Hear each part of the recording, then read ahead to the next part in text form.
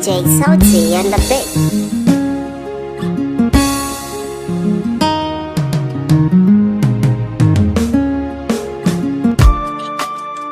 Sannu aka ce kwana nesa, shakuwa a tsakaninmu ta yi nisa.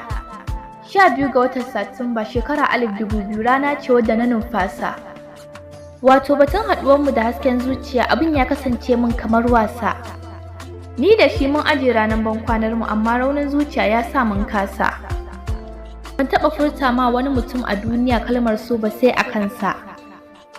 A gaskiya ni kaina na yarda da san da nake mishi tun kafin na furta masa. Muna cikin soyayyarmu irin ta masoya, karatunmu ya ɗauko ƙarewa kusa. Dama haka rayuwa yake, lokacin da kaga wani ya samu wani lokacin ya rasa. Wata rana bayan mun koma gida na haɗu da Safrof har na yi masa sallama ya amsa. Sai da na zubda masa Safrof hawayen da zan so ku ji shi bayan mun gaisa.